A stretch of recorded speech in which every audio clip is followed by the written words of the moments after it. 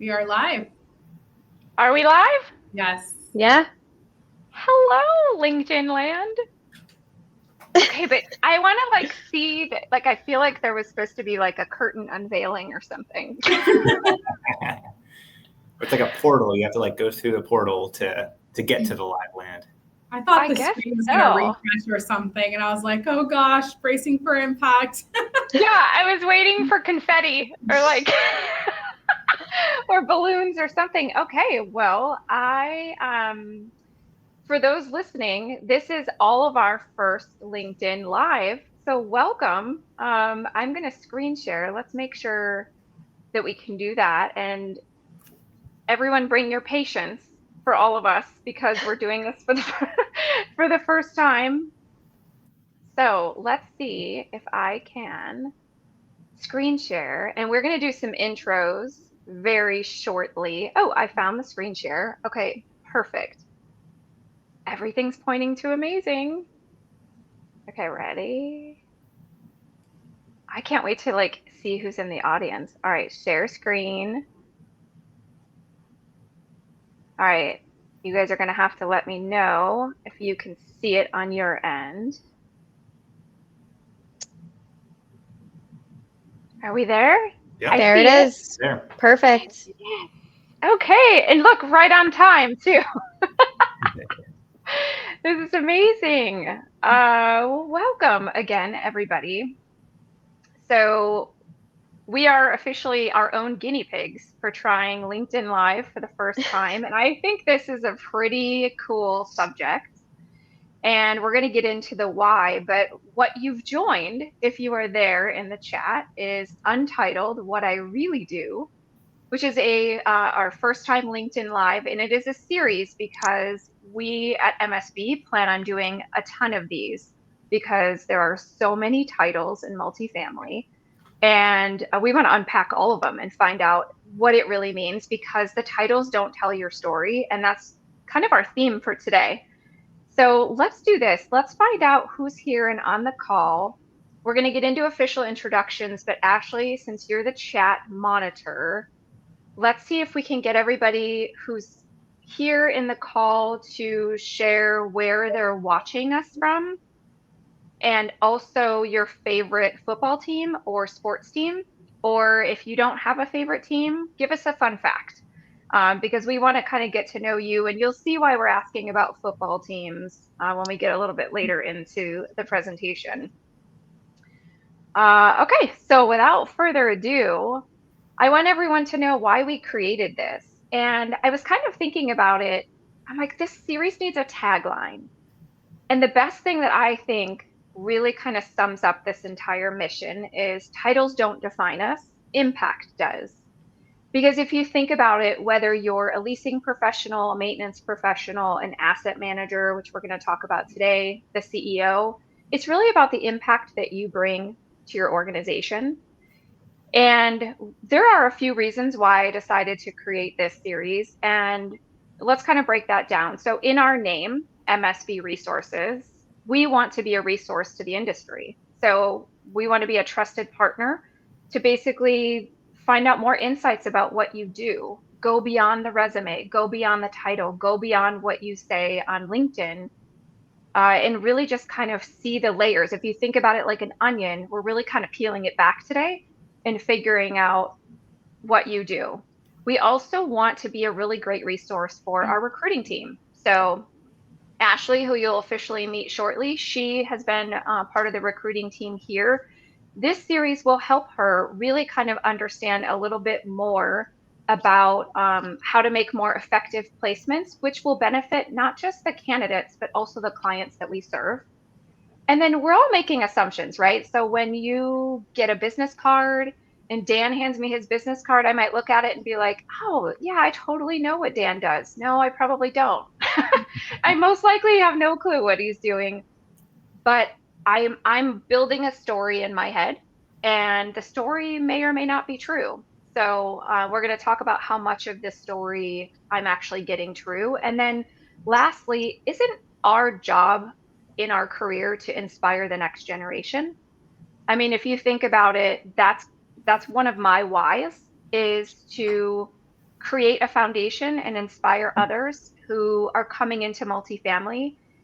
And I started as a part-time leasing agent. I may not have known which way to go to be an asset manager. So this is the why. So again, our tagline, titles don't define us, impact does. So that's really going to be our theme for today. So let's meet the people. Let's start with my Vanna White, if you will, of this series. So Ashley, will you introduce yourself and share a quick bit about what you do for the MSB team? Sure. So my name is Ashley Kaczowka. I've been with MSB for a little bit over 4 years, which is so crazy. This is the longest job I've ever had. I love it here. I'm not going anywhere.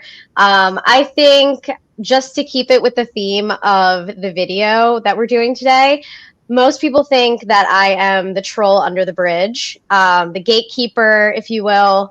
And I really think that recruiters are the bridge itself. So we're connecting people to the right opportunity and the right places. It's not just about our clients, right? Like we want to make sure that the person going into that role is going to be successful and happy long term. So that's what I do. And I love what I do, connecting with people on the daily, my clients, my candidates, and I have a great time doing it. So that's me in a nutshell.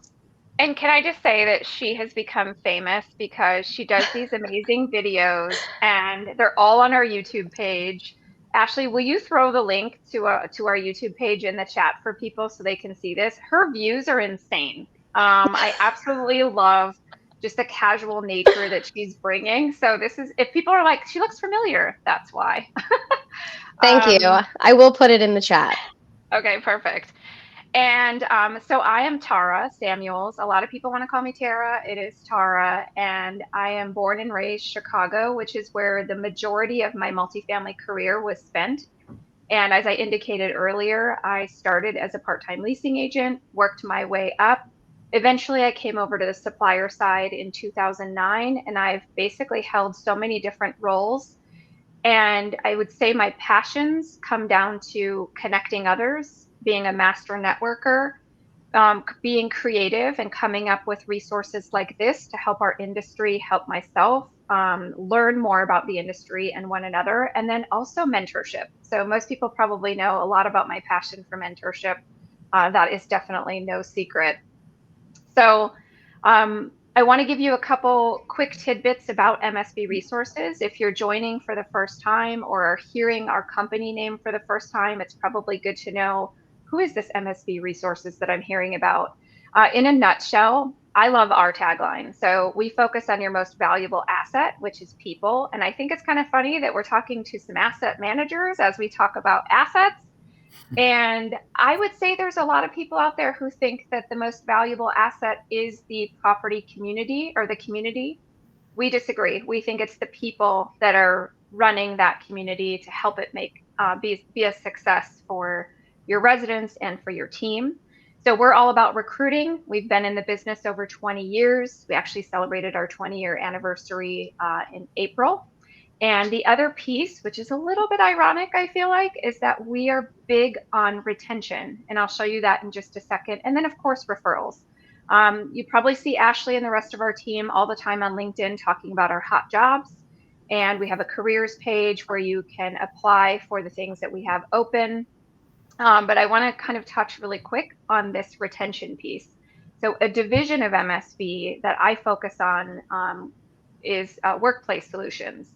Basically, what that means is we've got some different tools that we can help really kind of uncover some of the blind spots that maybe is going on behind the scenes in your organization. And the idea is if you implement these tools, one or all three, it could probably help prevent turnover from happening in the first place. So that is the retention part of our business. But you want to see who the asset managers are for today, right? So let's introduce our famous people who, can I just say, if I had to pick two people to do this and be the guinea pigs for the first time, I'm glad it's Melissa and Dan. So let's start with Melissa. So Melissa happens to be local to my market here in Atlanta. She is an asset manager with Atlantic Pacific companies, and I'm going to let her do her full intro in just a minute.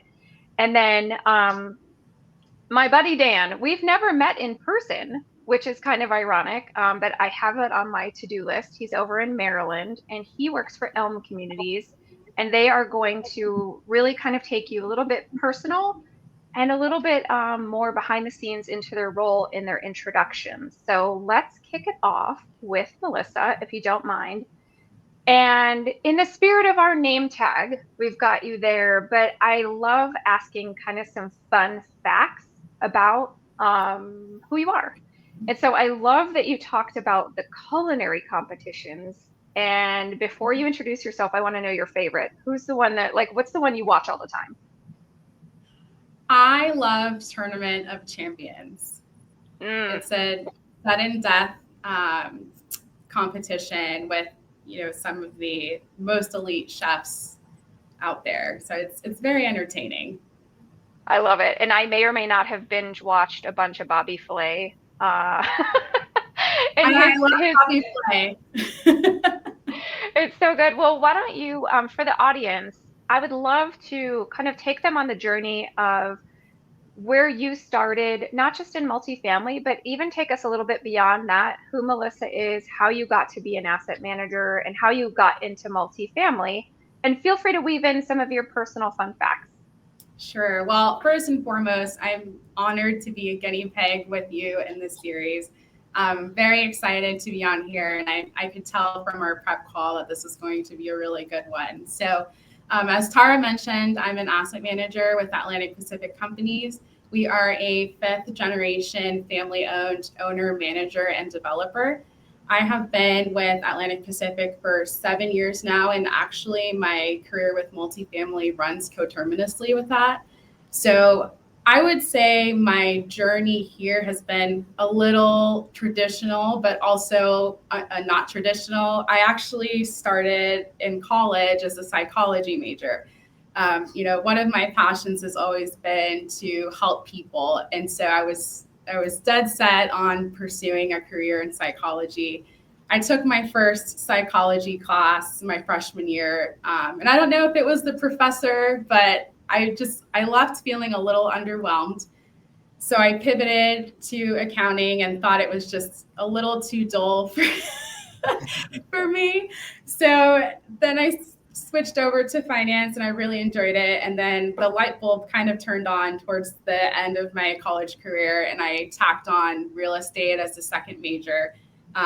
You know, thinking back, I have always loved watching HGTV and watching the rehab shows, watching the properties transform. So, you know, it's really neat that I can actually see that transpire in my day-to-day role.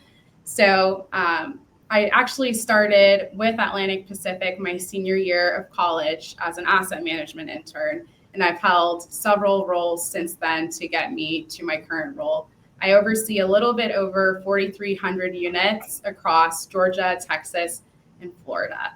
And then in my spare time during the season, I love watching the NBA. My favorite team is Miami Heat. I will go to bat for them every single day, get into arguments with some of my colleagues here in the office. It's all lighthearted and fun banter. And I also really enjoy Zumba. I love dancing since I was a kid. It's part of my Latin roots. So glad that I can still partake in that as an adult. So I love that. I'm also an HGTV person. And Ashley, how can we get Melissa and you to do like a video? Since you guys are video, she loves to dance. Like, I see something in the future. Oh my gosh, that would be so fun. It's funny you bring up HGTV because my first leasing agent interview ever, which is what I did before this, that was what I brought up. I'm like, I want that to be my life in any capacity. So I love that. Oh my gosh, that is amazing. Well, thank you for that intro. And I will say it's so rare that your multifamily introduction, the fact that you're still with the same company, beyond rare, I would say, for this industry. So thank you so much for being a part of today. Now let us switch gears. Dan. I realized I never said your last name, Kaczowka. I was like, the poor guy. I never said his last name, so I'm so sorry about that. Usually people ask me after they say it, and they're like, that was right? I'm like, that was not even close. Well, and you know how sensitive I am about my name, so like I appreciate that. So let's do the same thing with you. I'd love to hear about your journey. I remember calling 𝗨𝗏𝘁𝗶𝘁𝗹𝗲. Melissa's like, I'll never do it again. Yeah, can't make that mistake twice. No, and by the way, I'm watching the chat too. I figured out how to do that. So thanks everybody for chiming in. But Dan, take it away. Yeah, so my journey to being an asset manager, I've been here at Elme Communities for the last 6 years. Elme is actually the oldest publicly traded real estate investment trust. So we were established in 1960, and so we're actually in year 65. So a long time of ownership with Elme. A lot of people in our DMV area, they know us as Washington REIT or Wash REIT. We rebranded about 4 years ago to be Elme Communities. But my journey to here started with once I graduated from college at Penn State, as you can see, a Nittany Lion fan and the shirt, of course. Graduated, and then I was looking into all real estate jobs. I loved finance, and I loved having the tangible real estate component as well. Like I always thought I was going to go work on Wall Street because I love numbers, and actually fell in love with real estate. Applied for every real estate job out of college that I could find, and ended up in the final round of an interview with CBRE as an analyst for research. And I thought I was going to be, office analyst. And they said like, hey, we actually just filled the office position, but we have an opening on the multifamily team. Would you be interested in multifamily? And I said, I don't know what multifamily is. I was like, is that like homes? Like what is that? Like, and they're like, yeah, it's just like apartments. And I was like, well, I mean, I live in an apartment, so I guess I could figure it out. And from there, the rest is history, really. Moved down to DC and worked on their investment sales team as their research analyst. And the one thing I discovered is that there was just no research. It was very limited research in multifamily, and kind of limited, call them like quarterly reports that came from a very small select groups. And especially on the brokerage side, there was very limited. So one of the things that I tried to do at CBRE was combine my love for running. I used to love running around town, go out to Virginia, go out to Maryland, even up to Baltimore, find the best trails. And I would just run past construction sites, and I would stop and I would take a picture, and then I'd go back to my desk and research that, because we were always tracking development, because, typically development ends to a lease up, which then means it's going to be for sale. So I wanted to get ahead of that for our investment sales team. And I just started creating a blog on LinkedIn where I would run around, the hot parts of town like Navy Yard and H Street, and just take pictures. And some of the developers, they loved those pictures, because they're like, can you send me a picture of this one? I haven't seen any updates recently. So kind of developed a little bit of, not quite to Ashley's level, but I developed a little bit of a following through that. And I love that. But being in research, and especially brokerage, I really wanted to not just be the middleman and kind of like partner with an owner and then sell it and then move on to the next one. I really wanted to be a part of a group that was like established in seeing all these CapEx dollars go to work and the investment and the business plan come to fruition. So one of the first positions that I saw on LinkedIn when I kind of opened up to applying was actually at Wash REIT as a asset management analyst. And so I went ahead and applied, and thankfully got the job. And over time, my role has evolved so much. When I first joined, it was kind of more of the traditional asset manager, where you have, all of your properties that you're assigned to, and everyone's kind of doing the same thing for their portfolio. And over time, I've taken on more of a role in revenue management and renovations.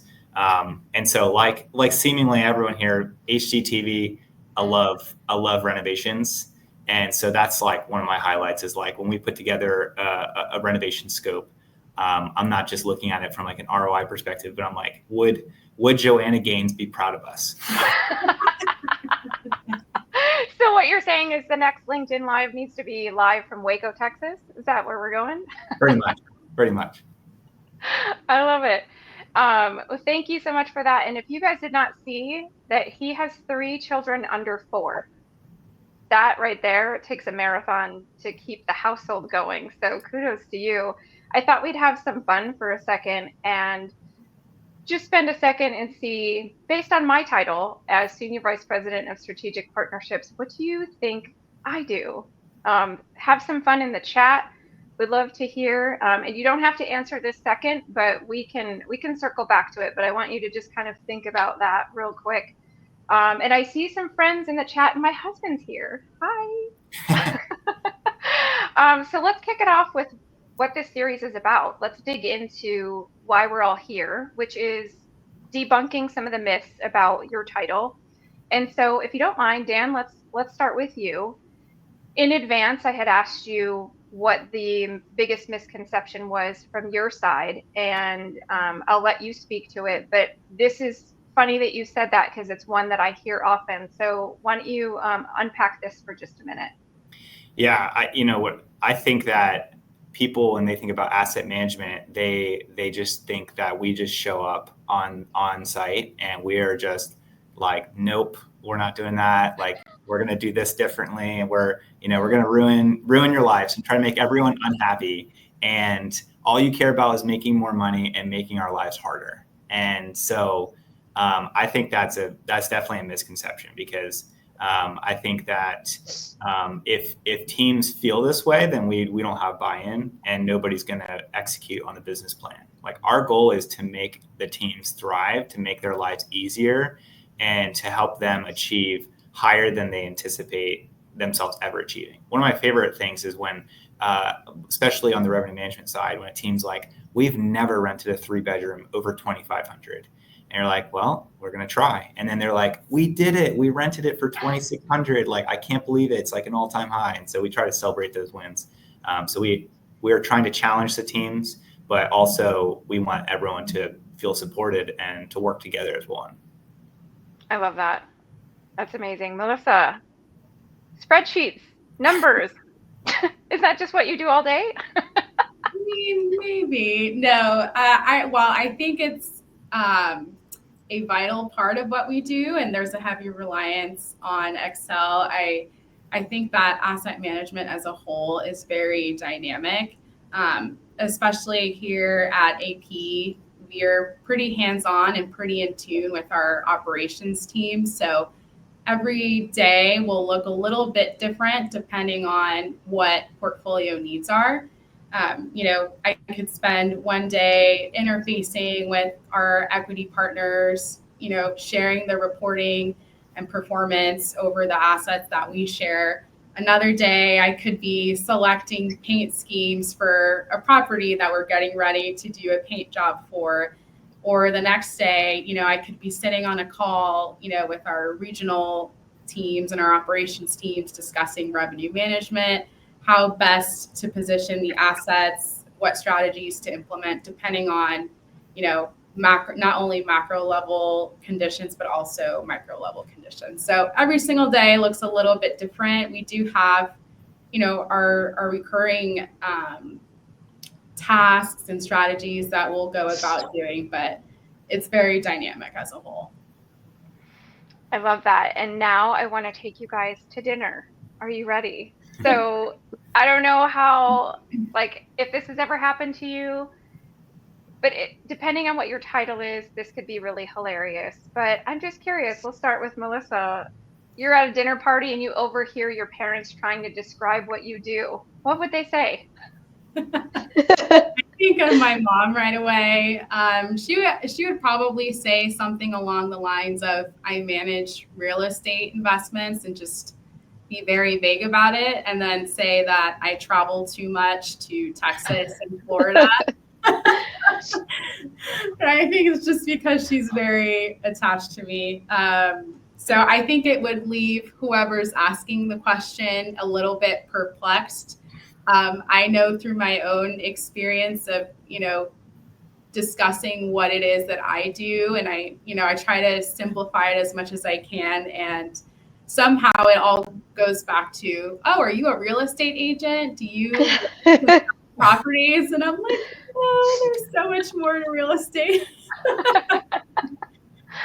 So I think that's how they would describe it, but I don't know. That's hilarious. How about you, Dan? What would your parents say?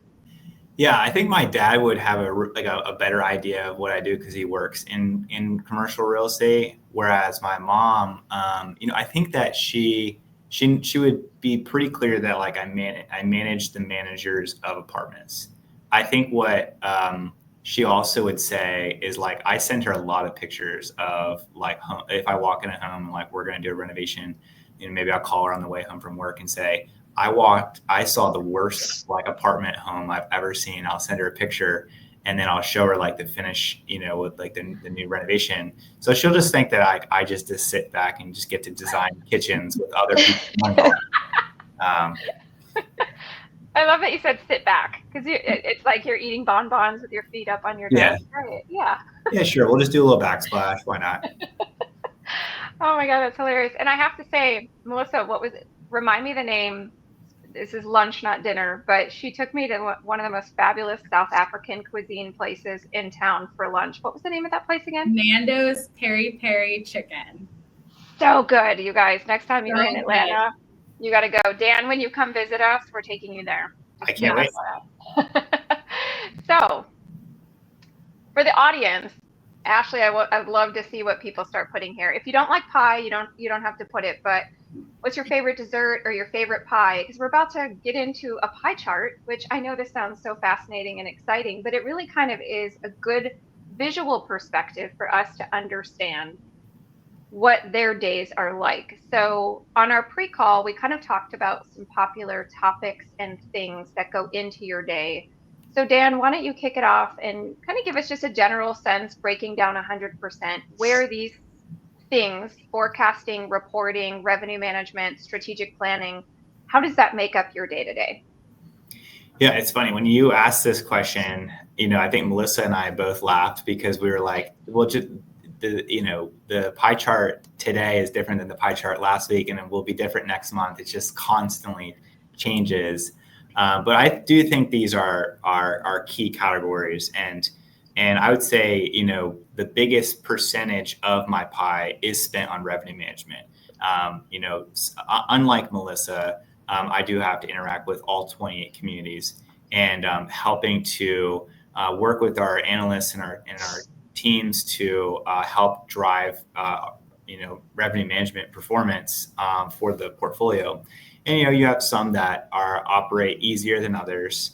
But that is a big part of it, is like reviewing pricing on a daily basis and understanding the model, which then feeds over to forecasting, because we do forecast our portfolio every month from like a rent perspective, occupancy, concessions, bad debt. A lot of those things do kind of feed from that daily review of pricing.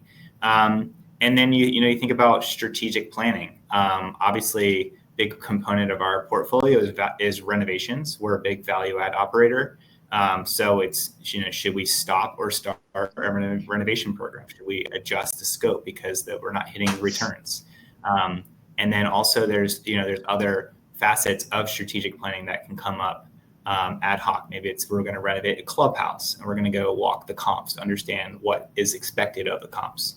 And then we're obviously publicly traded, so reporting is key from both a quarterly perspective. We also do a lot of reporting internally on a monthly basis. So those are kind of the four key areas. But that other category can be 50% sometimes, where it's like you didn't see something coming, and all of a sudden that's taking up a lot of time.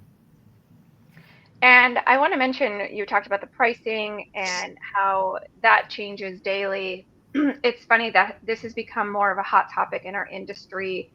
Many of you know that I host a breakfast club in Atlanta, and one of the topics that came up last week is there's now properties starting to put on their website, and I won't name names, that they don't have that particular feature because some potential residents could be scared by the fact that it's like a hotel or airline where it changes on the daily. So it's interesting to see that shift and that change about how it's even being advertised or marketed to the prospective renter.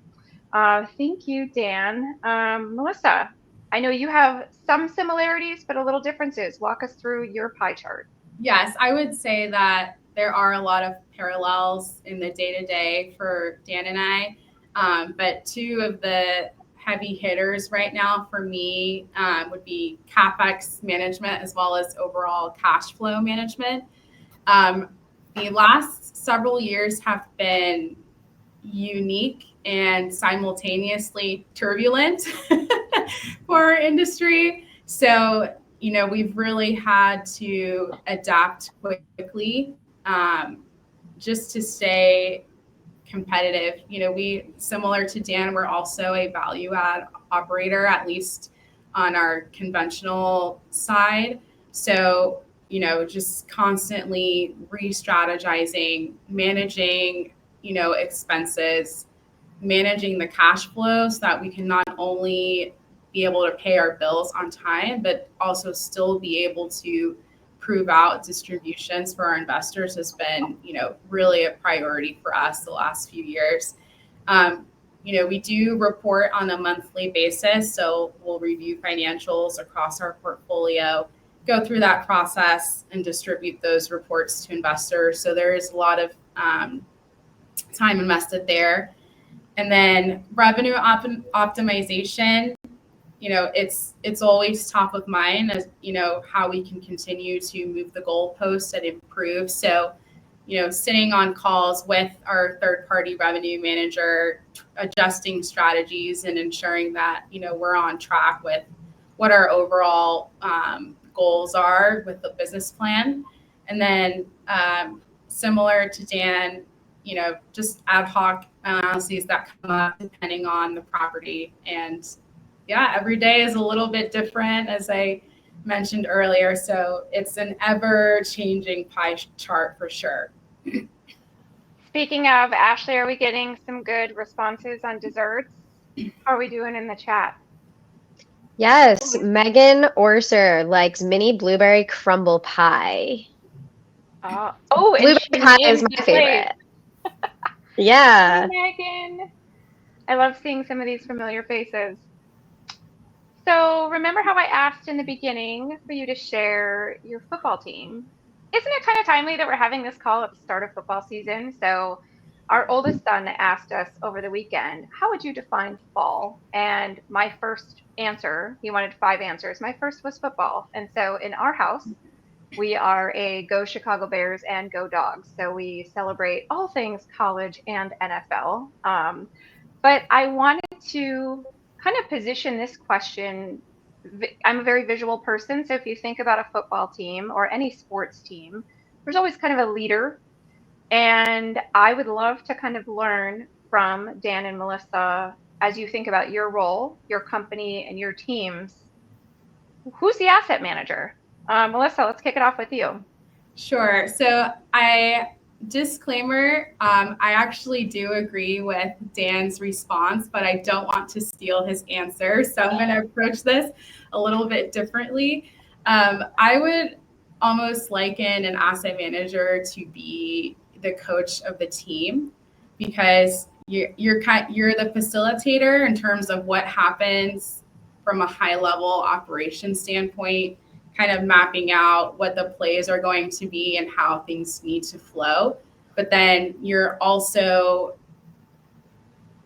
reporting to, for example, the general manager and the front office of the team. So there's a little bit of both in there, and I would liken that to a coach.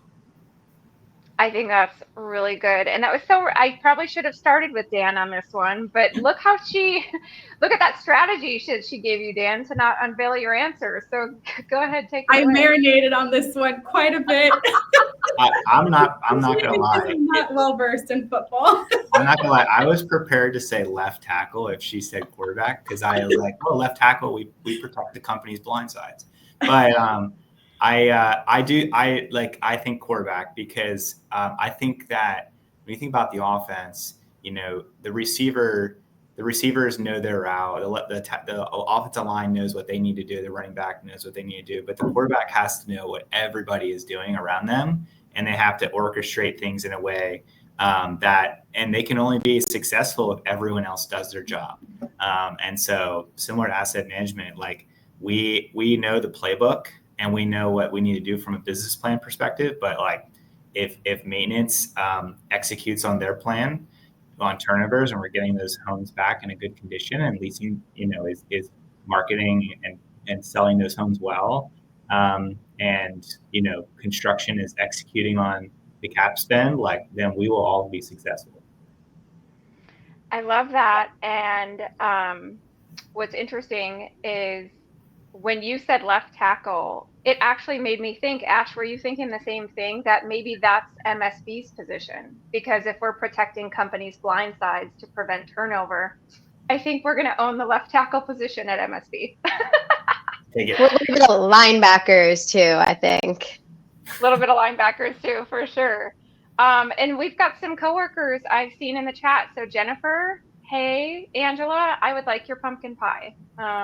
So I'm seeing that our coworkers can cook, so I think we need to request. Dan, I want to say something in the beginning, which I thought was interesting. So we talked about acronyms. I thought it was interesting that you said in the very beginning in your intro, you actually spelled out REIT. You didn't actually say REIT. You're like, I work for a real estate investment. I just messed up my own acronym, right. But you know what I'm saying. But I love that you spelled it out, because I think what happens, especially for recruiters or just other people in the industry, resumes, LinkedIn pages, and even speaking at networking events can be in these weird acronyms. Not everybody knows what a REIT is, and not everybody knows some of the acronyms that happen and enter your world. So let's just kind of tag team here. What are some of the things that you guys are seeing in your world? Whoever wants to start, Dan or Melissa?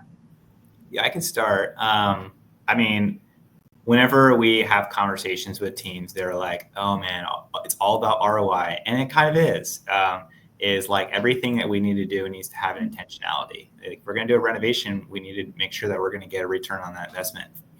Can't just go spend $20,000 to renovate a kitchen just because we want to. There has to be a return for the investors. So ROI is a big one, and it really does drive a lot of the purpose for everything we do.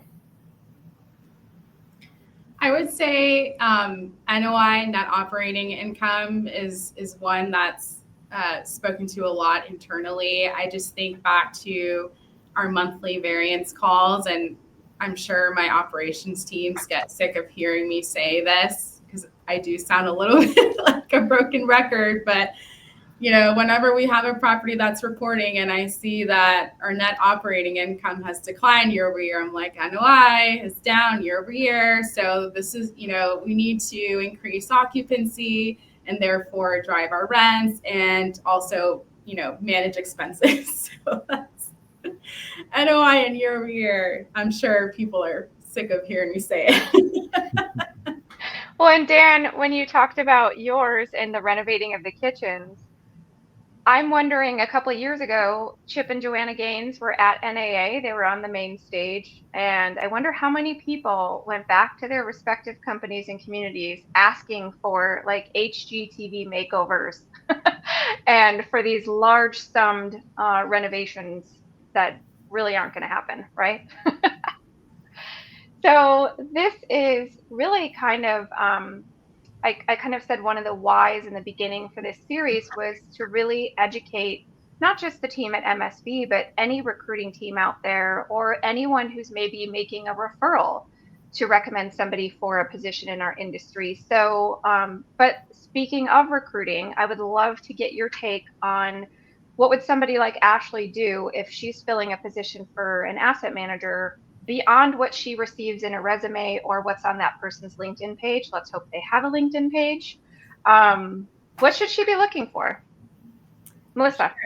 So I would say my answer is two-pronged, but I think someone that is a quick decision maker. My experience in multifamily has been fast-paced through and through. And, especially with some of the market conditions that we've encountered, having that quick adaptability has been key for us. And then I would also say someone that has a strong behavioral skill set. I especially think about, leadership and strong leadership, because, you are, as an asset manager, you are the face of the brand for that particular property. So you want to show well for investors, because that could pave way for future opportunities with those investors. But you also want to set the example for your operations teams, kind of to what Dan was speaking to earlier. If you don't have the operational buy-in, that could stand in the way of the success for the asset. The operations teams, they're really the boots on the ground of what we do. And without them, we really don't have, jobs in the industry. So, an asset can ride or die on your day-to-day operations. So having those leadership skills, I would say, are very important. So well said. I'm so glad we're recording this so we can take this back to the whole team and remember these moments. That was really good. Dan, what's your take? Yeah, I would say that an asset manager should be curious and adaptable. So curious, this is probably a little difficult to parse out of someone going through the interview process, but it's someone who asks good questions and is humble enough to ask maybe the dumb question, maybe the question that they may seem obvious. Because as an asset manager, you factually can't understand how all the components of a chiller work, and all of the components of how SEO and Google and analytics work for marketing. But you do have to have a little bit of an awareness of everything in the whole stack of operations. And so someone who's curious, who's just not afraid to ask contractors questions, not afraid to ask the marketing and leasing team, kind of understanding why this home's not renting. And then adaptability. I mean, Melissa and I both have kind of started in the 2018 range, and then went right through COVID, where there was a lockdown, and at least up here in the DMV, we couldn't even do in-person tours. And so for our portfolio, we didn't have self-guided tours set up, and we had to adapt very quickly and work with the teams to do that. And so, you're going to see market cycles. You're going to see ups and downs. We saw, courts just completely close and people stopped paying rent, or people lost jobs. And so there's just adaptability that has to be there, that you have to be, quick to solve, but also willing to listen to others to come up with the best solution.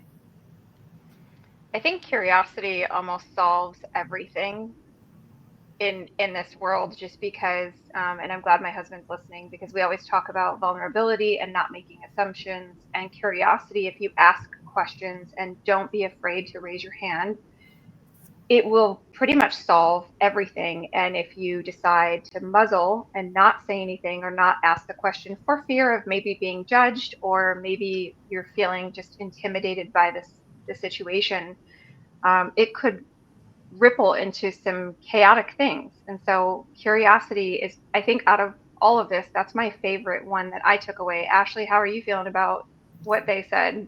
Yeah, curious, adaptable leaders. I mean, as a leasing agent during COVID, we relied so much on the asset managers and the decision makers, and it was a huge role. So at the time, we were all like, what is going on? And we're still going to the office. And I mean, I'm just super appreciative of what you guys do. So I agree with everything you said. And I'm really excited to hopefully get some asset manager searches this year.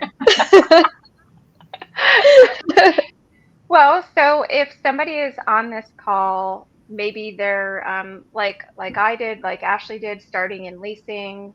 Maybe they're completely on the other side. It's not uncommon for suppliers to maybe want to make the transition to your side. If someone's considering a career in what you're doing in asset management, Dan, what should they know before they go all in? Yeah, not to go back to Melissa's assumption slide, but I think, they should know that a lot of the role is spent in Excel and like being proficient in Excel. And if they're like, I just don't like crunching numbers, I'll tell you that they're probably not going to thrive, because at the end of the day, a lot of the business is managed in Excel, spreadsheets for forecasting, all of the things that you're kind of projecting forward. From a business plan perspective, it kind of starts in Excel and then kind of works its way backwards from there. So they should know that if they want to jump in, they should like start taking some Excel courses, whether that's like on YouTube. I learned a lot on YouTube. I'm sure LinkedIn has a lot of courses as well. They should definitely, strongly consider looking into that. What about chat? Is chat helping you with it? Does chat help with Excel? I'm not a numbers person, so I can't be an asset manager, but oh yeah, I will occasionally just drop in like a sheet and just a dumbed down like sheet and say, I'm trying to do this and that, and they'll just spit out a formula that's like, okay, perfect. Because when you're referencing like other tabs and you're looking up things, it can be difficult to kind of return exactly what you're trying to do. You can save a lot of time doing that. Love that. Melissa, how about you? I've been a little gun shy with Chat GPT. I guess I'm an old horse that way. I should utilize it more than I do. I just fear that I will become over-reliant with it, and that's what I don't want to do. So I try to troubleshoot independently as much as I can. But believe it or not, I would say, kind of piggybacking off of Dan, having that general interest in numbers, financial metrics is key, just because the role is so analytical. But I also think that having a strong operations background goes a long way. There are a lot of parallels between operations and asset management. They're not exactly the same role, but there are a lot of commonalities. So at least having a solid foundation in the operations would really help a candidate thrive in asset management as well. These are great pieces of advice. I forgot to say in the beginning that we are going to have a short Q&A session at the end. So if the audience is here and you've got something on your mind, feel free to put that in the chat. I know we also have some questions that we received in advance for people who weren't able to join us live. So just food for thought. Let's do a quick rapid fire, if you don't mind. So Dan, why don't you kick this off? If I could tell my teenage self one thing, it would be blank. Take all of your refereeing money and buy Bitcoin.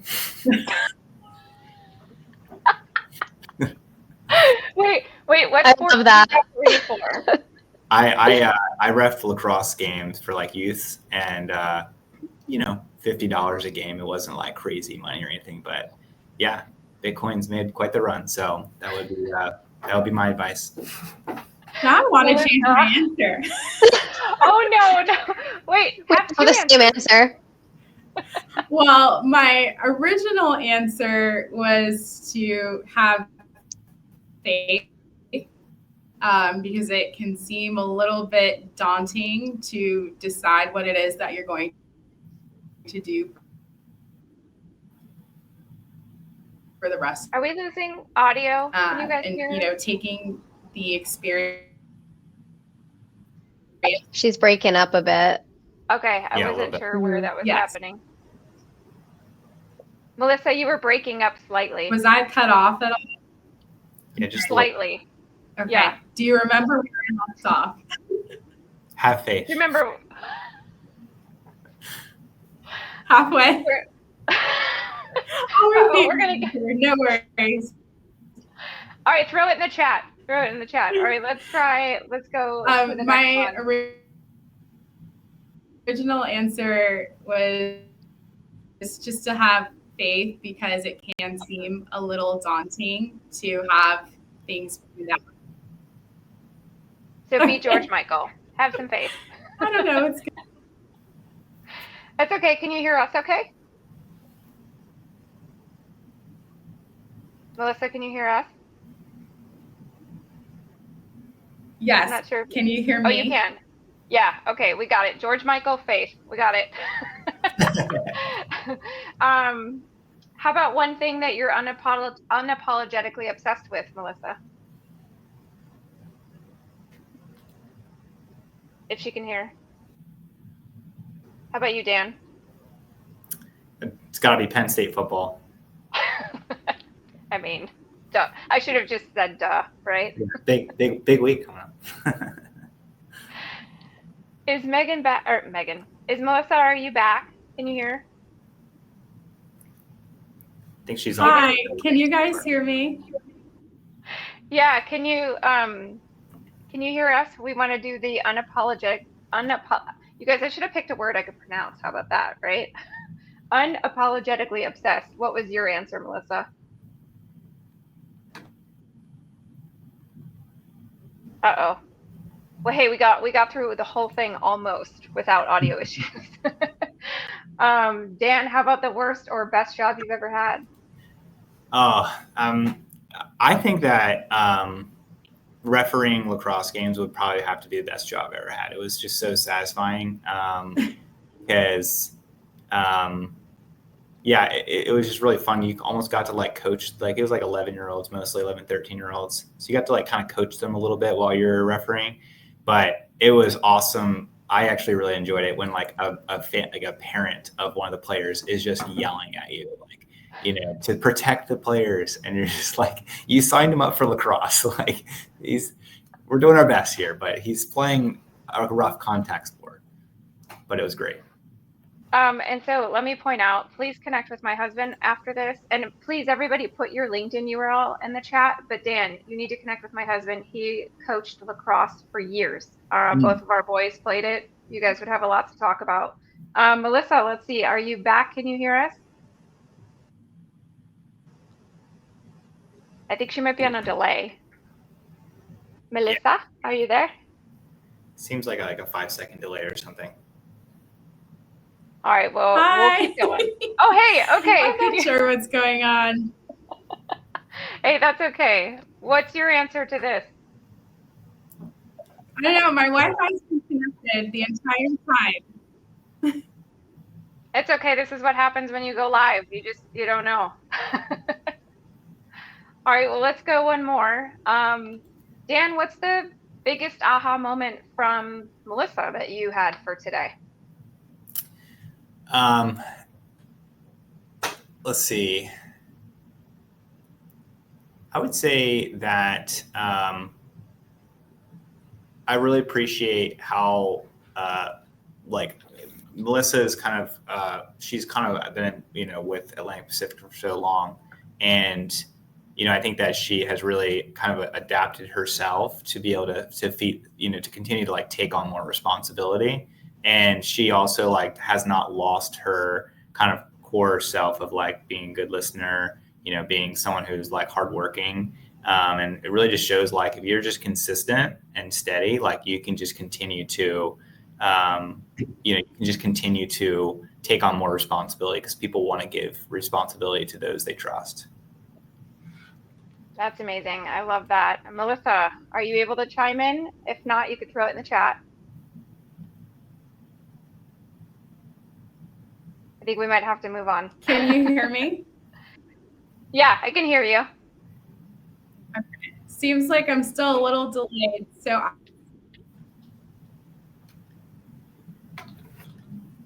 we can hear you though. All right, I think we'll have to probably go to our Q&A. So the one thing I just want to... there's still a delay on my end. It's okay. No worries. We're going to get through it.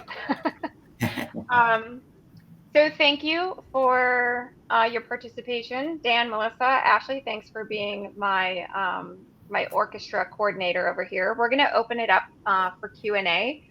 But I do want to just remind everyone, no matter what the title is, but next time you read a job title, don't stop at the words. Dig a little bit, have that curiosity, ask a question, and discover the real impact someone's making behind the scenes, because titles don't define us, impact does, which is what I said our tagline was going to be for today. And we would love to connect with all of you on LinkedIn. So while we open it up for Q&A, I would love to, if you take a second, scan each of us with your phones. We would love to connect with you on LinkedIn.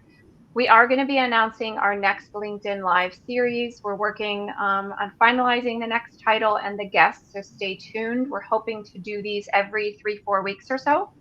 But let's look at some questions. Ashley, what do you have going on in the chat? Anything immediate?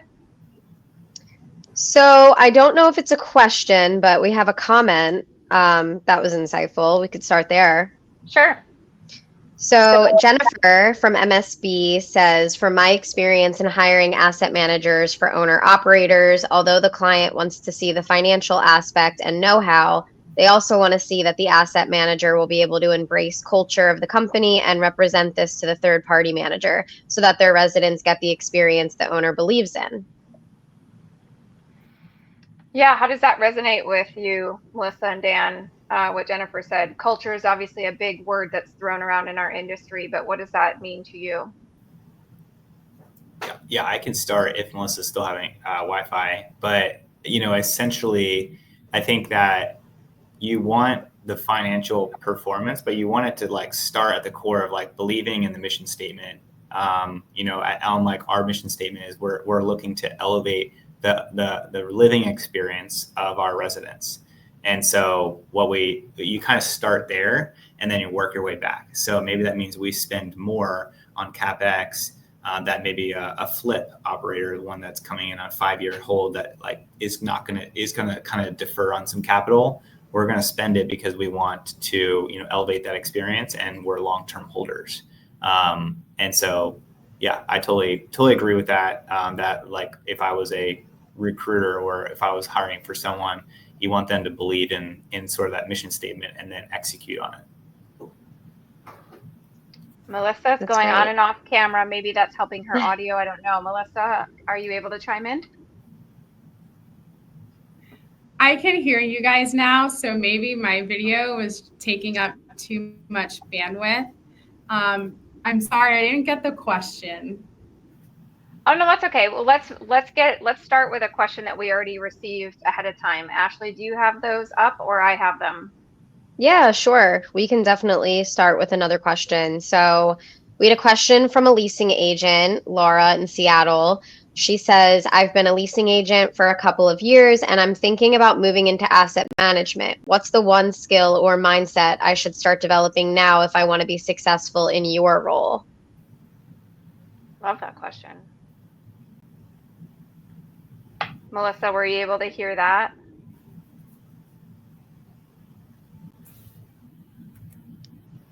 Maybe not. How about Dan? Dan, I know you weren't a leasing agent. I would say. Oh, there she is. Okay. I'm sorry. That's okay. Go ahead. Can you hear me? Mm-hmm. Yep. Just having knowledge of submarket and even market behavior. You could have two different assets that are, 10, 15 minutes away from each other, and the way that they perform is completely different. So being aware of how assets perform in your particular submarket, I think is a huge advantage. Ashley, that brings up a good point, because a lot of the times, and I know I do this, so Laura, who asked the question from Seattle, it probably wouldn't be just taking in Melissa's advice here. It wouldn't be as easy to just move her to Atlanta to do asset management necessarily, because she may not have familiarity and be immersed enough in the market. So I love that. Dan, do you have anything you want to add to that?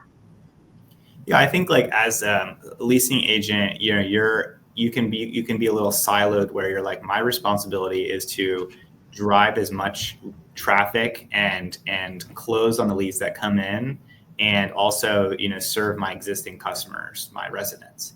And to pivot into asset management, it's taking all that experience, because that's extremely invaluable. You have resident responses of negative behavior, of they don't like something. Well, as an asset manager, you have a little bit more authority to be able to fix some of those things. So take that experience, and then at the same time, you have to have that pivot in mindset of like, okay, I see this as a problem, but I've never really voiced that. Now you have a voice to say, okay, we don't have enough traffic coming in. Maybe it's a marketing problem, or maybe it's a product problem, or maybe we're not offering a competitive price or promotion. So, leverage all the experience you have, but have a different lens that you're looking at it through. I love that. I know we're almost at time, but what I would love to do is, Ashley, I think I saw that there was a gentleman from a maintenance side who asked a question. I think they're so underrepresented sometimes, so I'd love to get his question asked real quick. Sure. So we have a maintenance professional, Jack from Philly. He said that he's on the ground every day dealing with repairs and turn times. How can I make your job easier as an asset manager? And what do you wish property teams understood about the bigger picture of what you're managing? That's a good question. Dan, do you want to kick off that if you've got something? I would say the problems that you're having, like make them voice them up. Make others aware, whether it's for catwalks or quarterly visits or, with your regional manager, make sure a regional maintenance manager, make sure that they know like what the concerns are, because sometimes if you're just, putting out fires, like little leaks and things like that, maybe the whole riser actually needs to be replaced. And don't just get siloed into like executing work orders, but maybe like see patterns, because we're looking at the work orders to understand the big patterns there. Like maybe we need to throw more money out at the community. So have that use the things that you're seeing to, spot the bigger problem. I love the see the patterns. Melissa, are you able to chime in on this? Oh, I think we might have. I think we lost her. Okay. We did have a live question. I don't know if we have time for one more. Dan, can you hang on for 2 more minutes? Sure. Okay, so this will be our last question. Rhonda wants to know, can you recommend a mentoring group for learning more about asset management and or working directly with other asset managers in the industry? Is this like a layup for Tara? I swear I did not do that. No. Was this planned?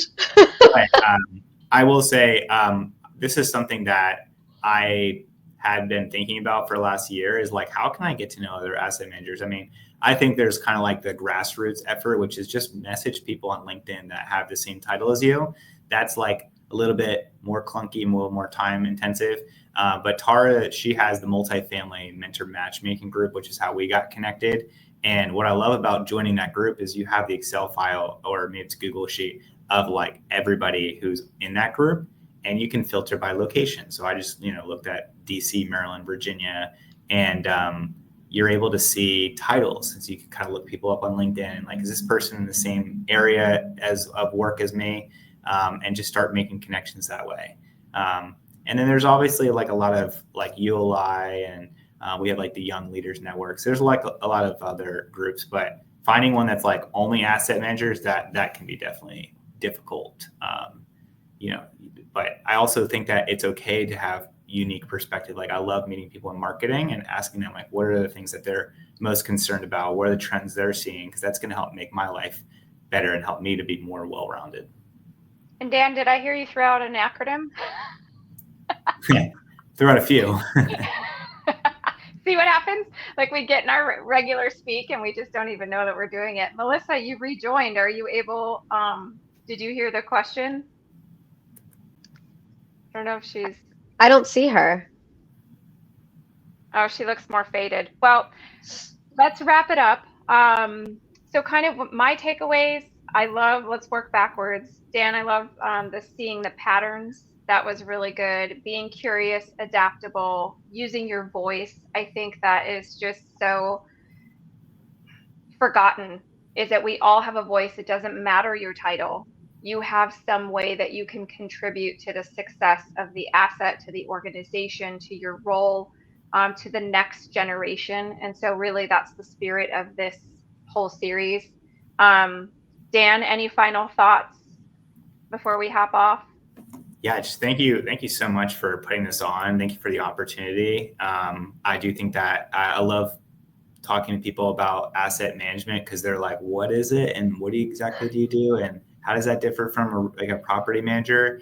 And so I think this is a great series.